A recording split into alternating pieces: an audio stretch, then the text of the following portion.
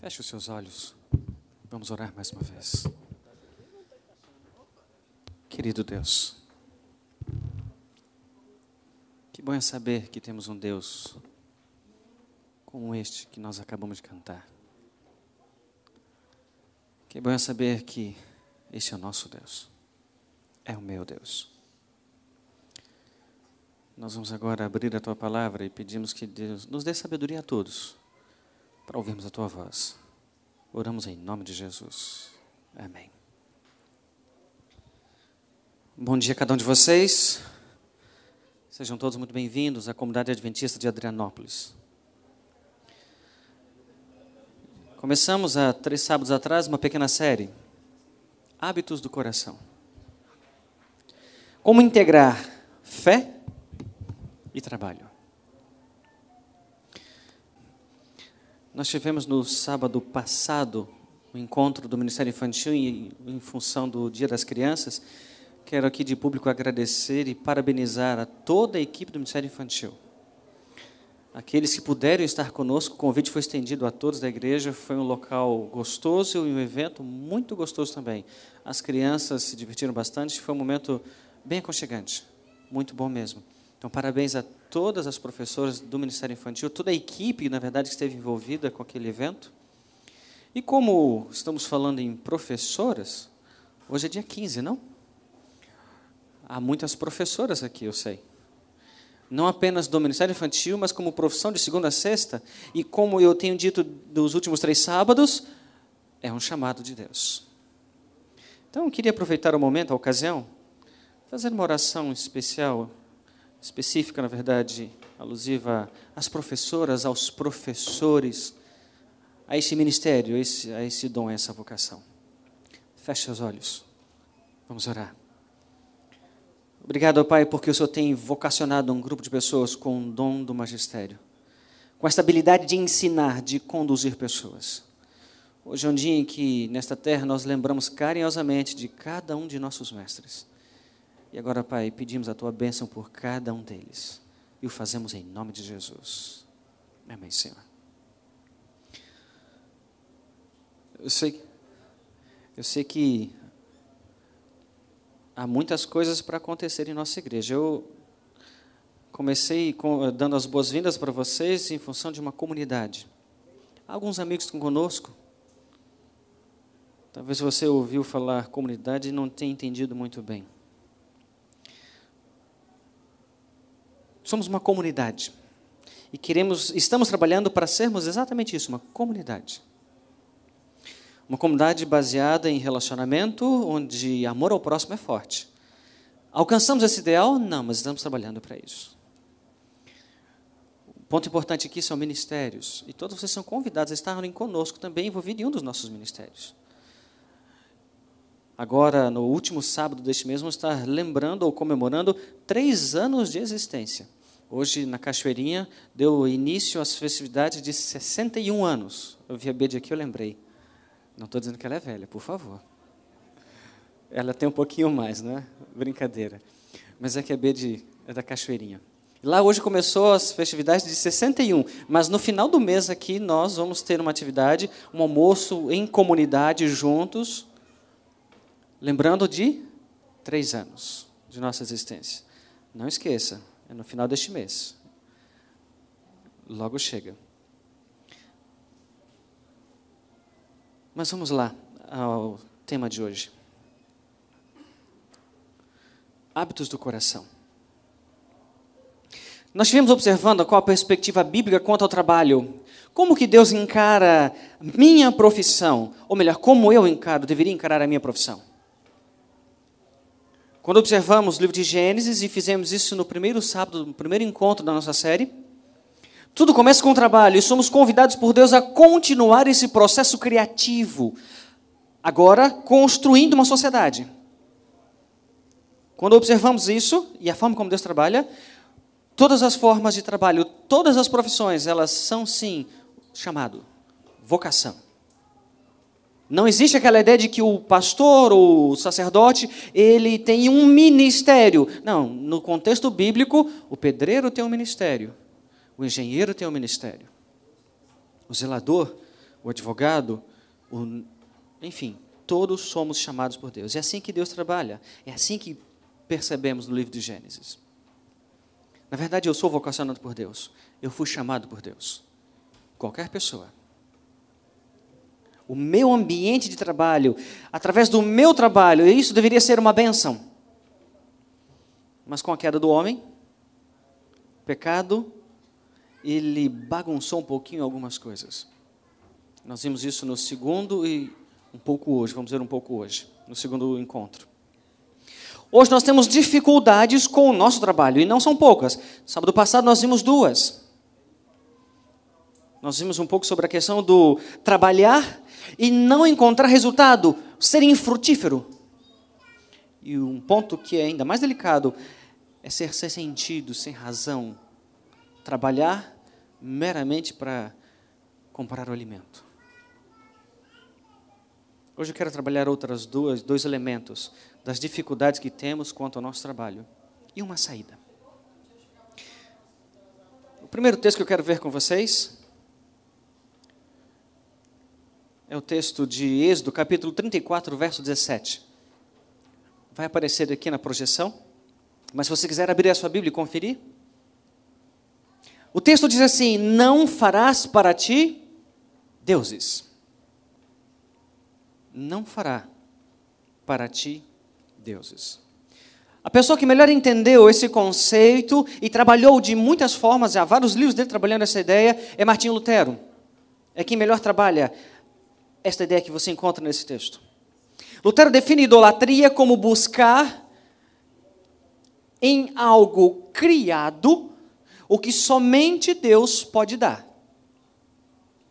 Assim, até mesmo os que não têm religião servem a deuses, ideologias, habilidades que, segundo creem, podem justificar o seu modo de vida, ou seja, qualquer coisa criada, assumindo o lugar de Deus.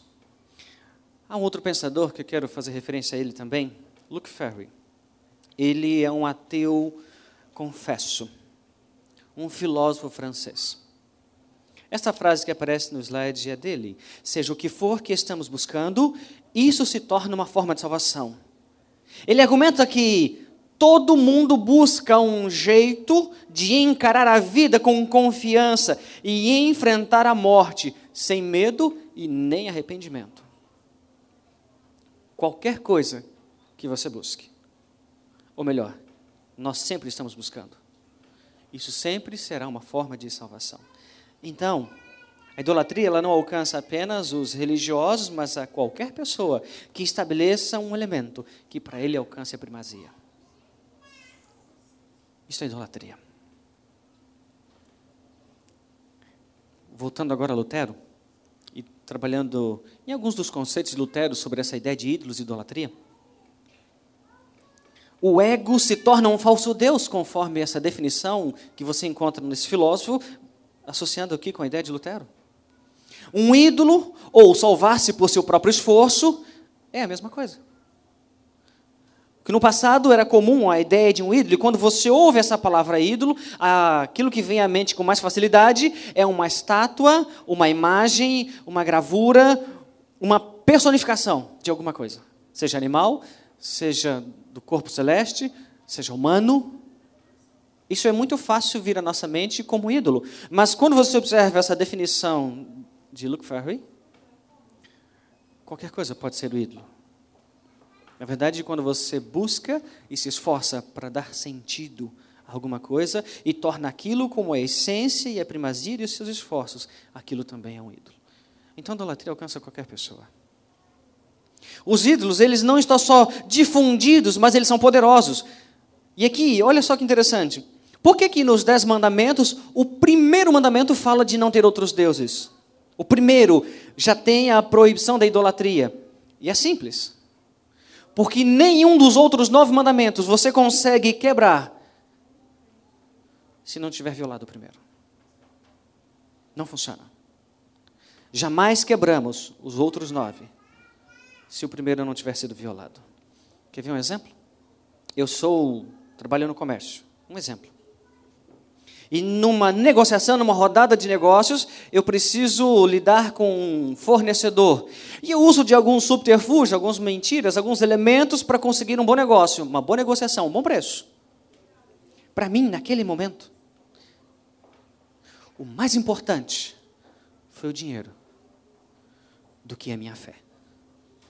Primeiro, eu estabeleci um elemento de primazia. Eu tenho um ídolo, eu tenho um outro Deus. Como consequência, mentir não faz diferença. Por isso que o primeiro mandamento é a idolatria. E qualquer coisa pode entrar nessa característica de ídolo. A idolatria ela tem um poder sobre as nossas atitudes, porque tem poder sobre o nosso coração. Quando nós colocamos a nossa esperança num ídolo, nós estamos dizendo a nós mesmos mais ou menos assim: se eu tivesse aquilo, ou melhor, se eu conseguisse, ou se eu pudesse ser isto, ou ser assim, ou ter, tudo seria perfeito. A minha vida teria valor. Se eu tivesse, se eu fosse. Quando você começa a aprofundar um pouquinho nessa percepção de idolatria e ídolos, há um detalhe interessante sobre os ídolos. Algumas pessoas desenvolvem atrações fatais por status e poder. Lembra que o nosso ponto principal é trabalho. Algumas pessoas desenvolvem atrações fatais por status e poder, aprovação e realização, romance e prazer sexual, riqueza, conforto. Os ídolos não afetam apenas no nível individual, ele me alcança de forma coletiva também.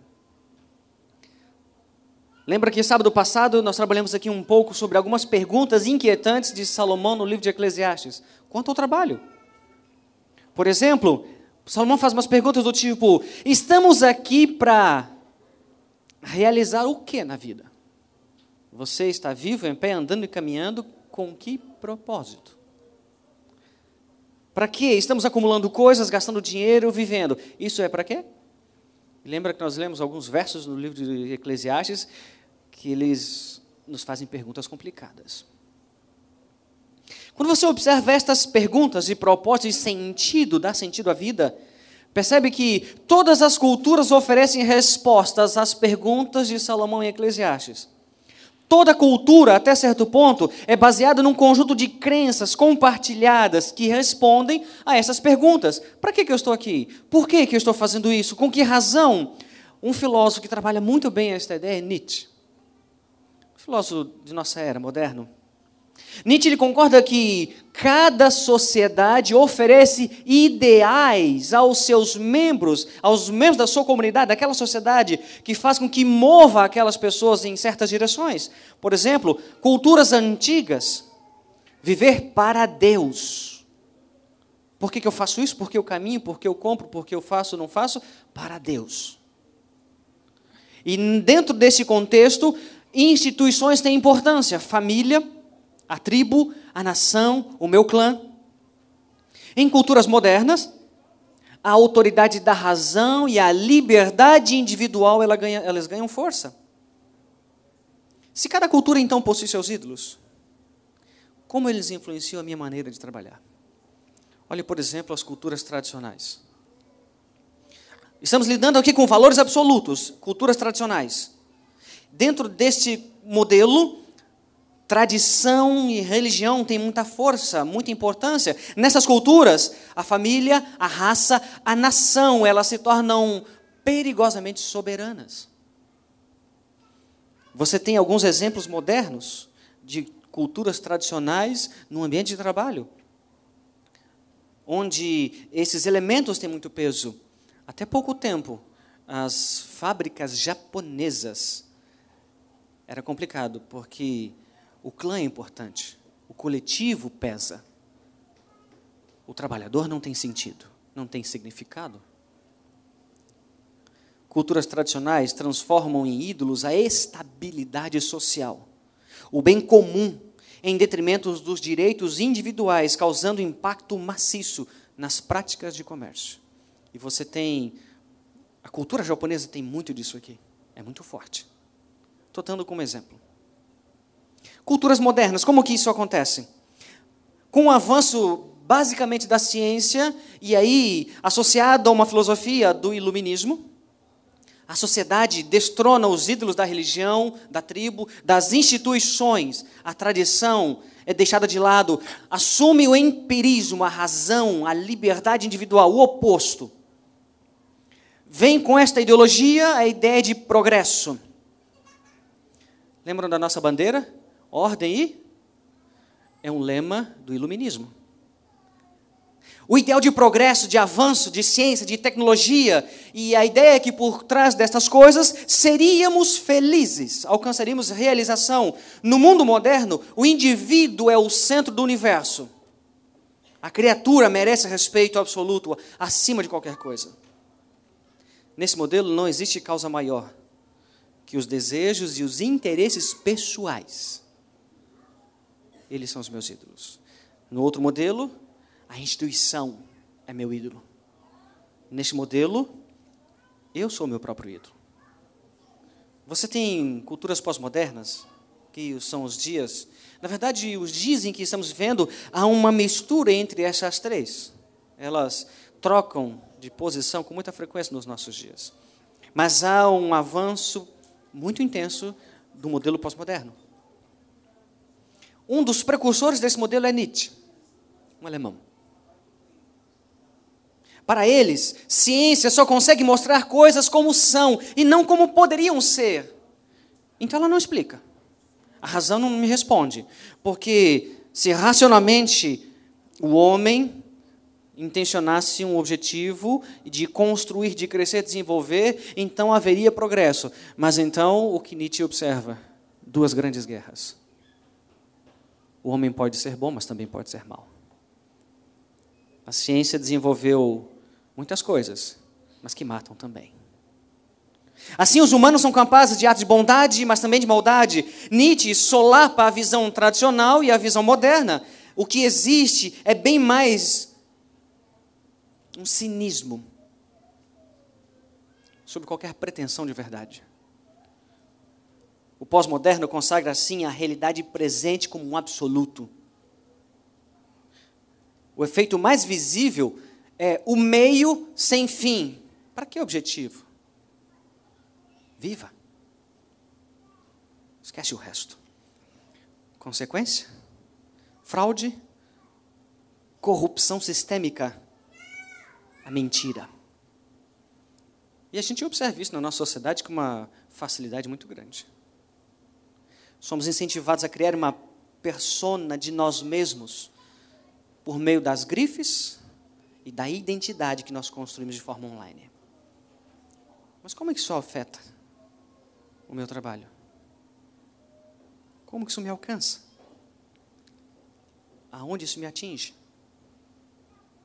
Porque isso vai mudando a minha forma de ser e como que eu vou reagir no meu dia a dia, de segunda a sábado, de domingo a sexta. Lembra que eu mencionei?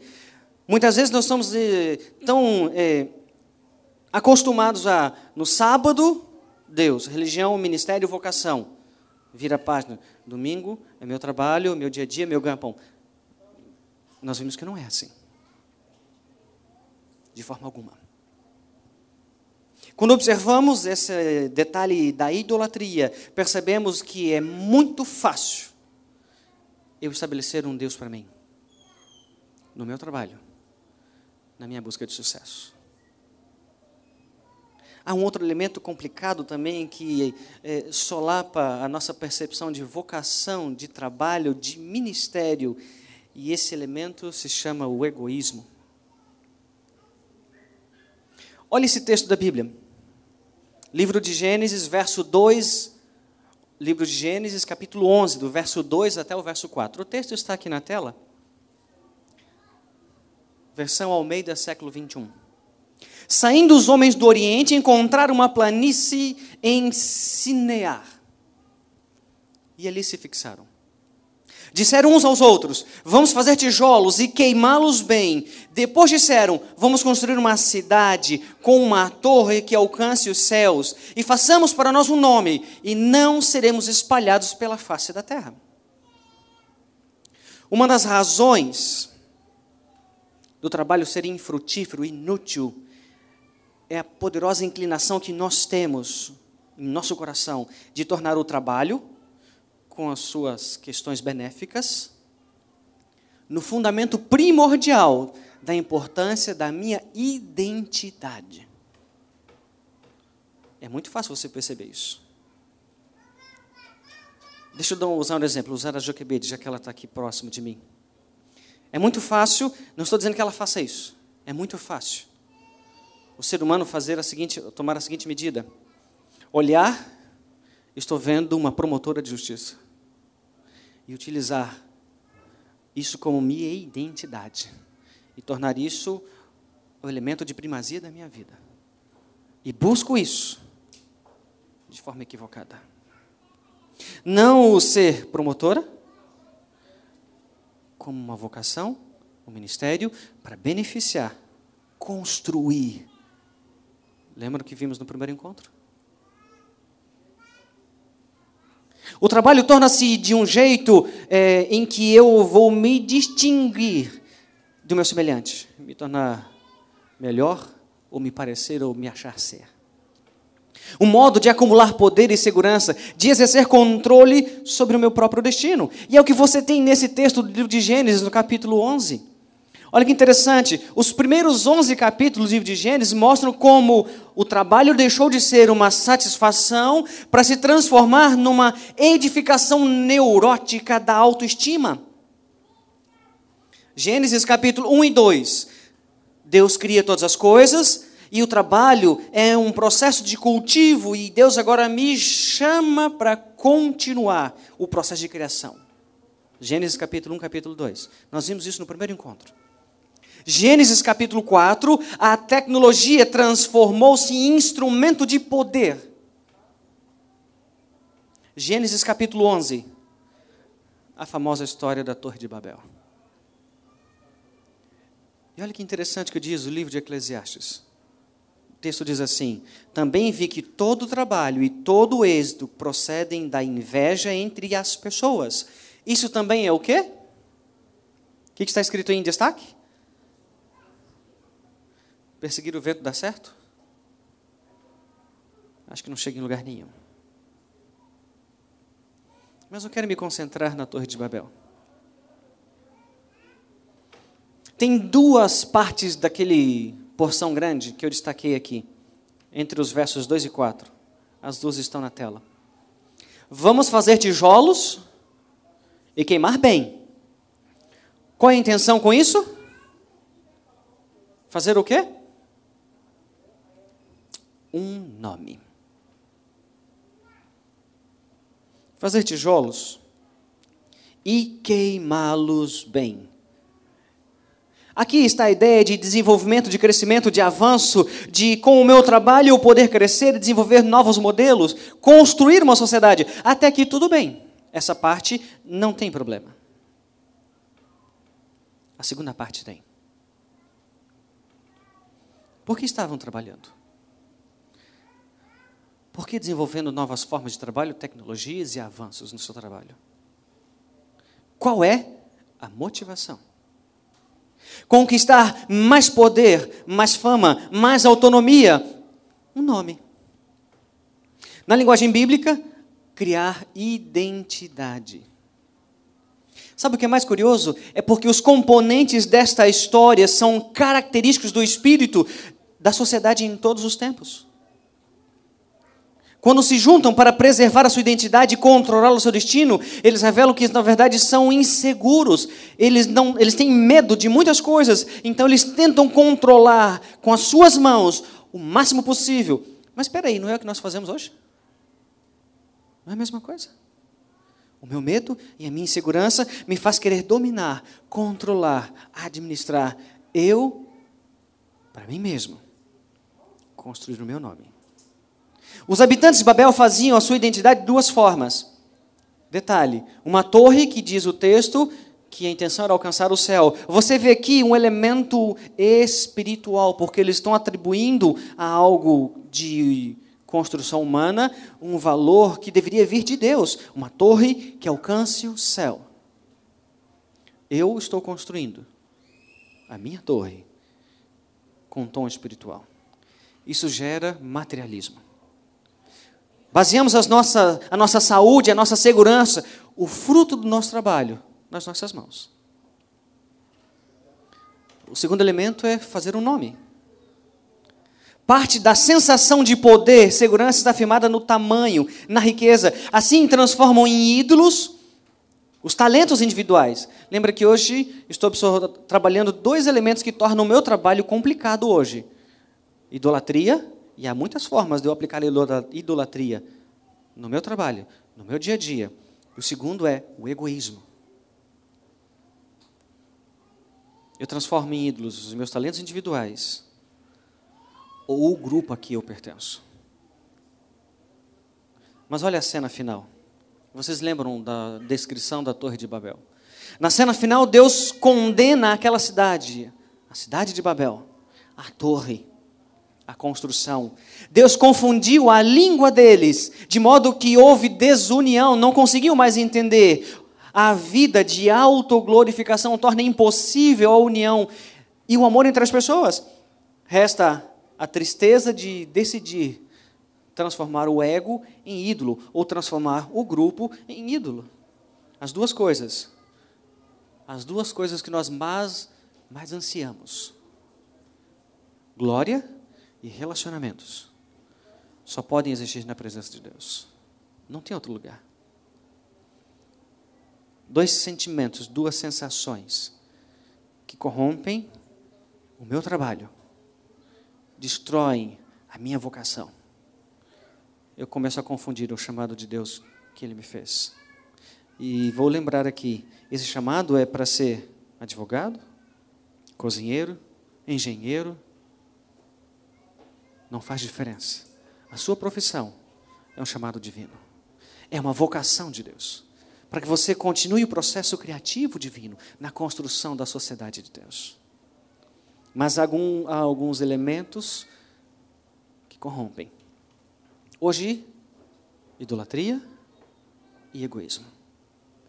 Quando você observa aquela cidade inacabada, é um monumento bastante apropriado para esse aspecto do ser humano. Uma obra imperfeita, uma obra sem conclusão. Sabe o que é mais curioso? Parece que todos os anos, em algum lugar, um edifício é construído para fazer o nome de alguém. Mas vamos lá, vamos voltar aqui, recapitular um pouco a nossa série. Estamos falando de trabalho como vocação, como um chamado, e no meu trabalho, no exercício da minha profissão, eu associar fé. Mais do que isso, eu viver uma vocação, ser um instrumento de Deus para benefício da minha comunidade, do lugar onde estou inserido, ser um instrumento de Deus na construção da sociedade de Deus, com a minha profissão. Porque todas são chamados divinos. Mas pense um pouco na frase que está aqui aparecendo para vocês. Ninguém consegue viver o tempo todo interessado apenas em fazer o quê? Até os mais habilidosos. Até aqueles que são moralmente puros aos olhos dos outros. São fracos. O DNA do egocentrismo e do orgulho competitivo trabalha no íntimo de todos nós. Aceitar a nossa natureza, portanto, é um elemento importante de buscar Deus, de encontrar a saída. E agora eu queria caminhar na direção da saída. Eu passei aqui alguns problemas. E a melhor forma de a gente fazer isso é fazendo um estudo de caso. Quando você abre a sua Bíblia no livro de Esther, você encontra uma história interessante. Muitas pessoas, quando abrem o livro de Esther, da rainha Esther, têm dificuldades. Ficam chateadas no início. Por quê? Movimentos feministas ficam enfurecidos os movimentos, quando observam uma mulher com uma atitude de subserviência. Reclamam muito. Alguns outros grupos ficam ultrajados. Como é que aquela mulher fica de boca fechada? Olha José, quando está diante do rei, como ele se posiciona. Sou judeu. Olha, Daniel, quando ele vai numa corte pagã, mas ele é firme, logo de cara ele evita a comida. Aquela mulher não, ela entra muda, calada, cabisbaixa, nem diz que é judia. E algumas pessoas ficam, mas que mulher é essa? Os moralistas tradicionais dizem assim, que vergonha. Ela vai para a cama com um homem que não é o marido dela e que só está fazendo um test drive, só isso. Nada mais do que isso. Diante desse cenário inicial, dos primeiros capítulos do livro de Esther, surge uma pergunta, e essa pergunta é curiosa. Pensem no que está escrito aí. Deus continua trabalhando conosco e por nosso intermédio em situações ambíguas, seja do ponto de vista moral, cultural, espiritual? Esther responde, sim. Esther retrata uma situação parecida com a Daniel e José. Em que sentido? Os três, Esther, Daniel e José, os três acreditavam no Deus de Israel. Os três tiveram um cargo de autoridade em governos pagãos. Nenhum dos três era sacerdote, nenhum dos três era presbítero, nenhum dos três era mestre. Os três frequentavam os mais altos círculos de poder. E os três foram usados por Deus. Portanto, não se apresse em ignorar a lição de Esther comigo e com cada um de vocês hoje, conosco hoje. Livro de Esther, capítulo 4, verso 14. Mardoqueu. Lembra que Esther é levada para o reino de Assuero. Ela está muito tímida, acanhada, não se manifesta, com medo. Mardoqueu, em algum momento, chega para ela e diz assim, filha, e se Deus te chamou para a realeza? E se foi para este momento que Deus chamou você? E aí? A preocupação de Esther era real, a sua vida estava em jogo. Mardoqueu apela para a ideia de vocação. Você atravessou portas de oportunidades que não foram criadas por você, elas simplesmente foram abertas. Agora olhe para a sua vida, para a sua profissão, para o seu dia a dia, de domingo a sexta. Esquece o dia que você vai na igreja, de domingo a sexta. Olha as muitas oportunidades que Deus abriu para você. Será que não foi para este momento que Deus lhe deu a profissão que você tem? Dessa forma, tudo que você possui é resultante da graça. Tudo que você tem liberdade de servir ao próximo por meio de sua influência, assim como da sua competência, dom de Deus. Mas olha o verso 16. Se for preciso morrer, é a resposta de Esther. Se for preciso morrer, eu vou morrer. A Esther que a gente conhece no capítulo 1 e 2, linda, tímida, começa a desaparecer. A partir do capítulo 4, ela começa a se impor, ela dá ordens, e quando você observa o capítulo 4, é ela que chama Mardoqueu e diz, vocês vão se reunir em oração, aquele grupo faz aquilo, esse grupo faz isso, Mardoqueu, a sua ação é essa. Aquela mulher tímida, acanhada, que está ali toda retraída, com medo da função que ela tem, da sua profissão, do seu cargo, ela muda de figura. A Esther que jamais nada contra a maré, nunca pisa no calo de ninguém, começa a dar ordens. Quem sabe você pode pensar em Esther e decidir assim, puxa vida, que mulher forte, não? Que mulher legal. Usou a sua posição, a sua profissão, foi instrumento de Deus. Quem sabe você pode ver o seu cargo, o seu capital intelectual, o seu capital financeiro com novos olhos. Em vez de enxergar sua influência em benefício próprio, vou usar em benefício do próximo. Mas isto não é o suficiente. Se você for meramente inspirado por um exemplo, é provável que você esteja sendo motivado por culpa. Porque quando eu não faço e olho alguém que fez, a minha culpa pesa. Eu também quero fazer. E se culpa for sua única motivação, essa motivação acaba. Acaba rápido. Muito rápido. Veja Esther não simplesmente como um exemplo, mas como um sinalizador. Segundo o padrão de avaliação de todo mundo, nós estamos todos violando o nosso relacionamento com Deus. As religiões todas podem discordar da história e dos motivos, mas todas concordam com um ponto: existe um abismo e precisamos de uma ponte. Algumas religiões dizem assim: sacrifícios, rituais, transformação, prática. Precisamos de uma ponte. A resposta bíblica para esta ponte está bem aqui, na história de Esther: identificação, mediação.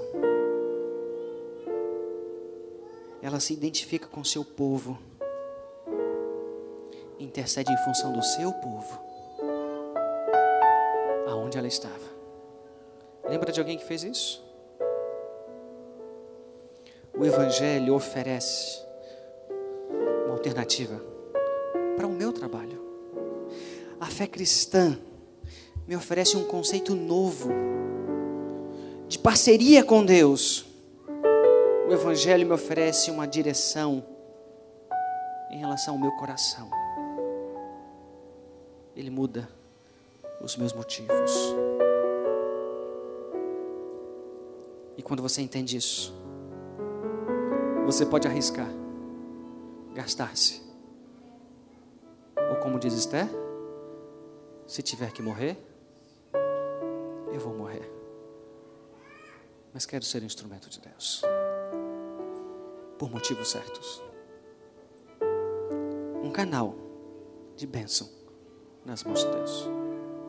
Que Deus abençoe você no exercício da sua profissão, aonde você estiver, como instrumento de Deus.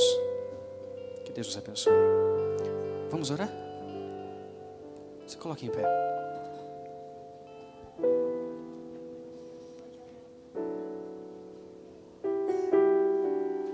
Oremos. Querido Pai,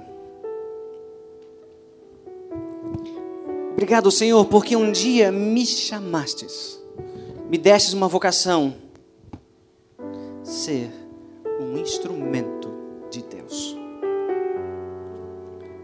No local onde eu estou, com um grupo de pessoas com quem trabalho, convivo, me relaciono, ser ali uma bênção. Existem desafios no exercício do meu trabalho, Pai.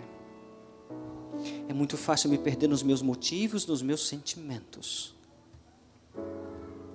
Mas me ajude a entender que Deus se identificou e se entregou por mim. Me convida a ser também um canal de bênção. Por perceber que a maior de todas as pontes já foi construída, que é Cristo Jesus. Que Deus abençoe e oramos em nome de Jesus. Amém, Senhor.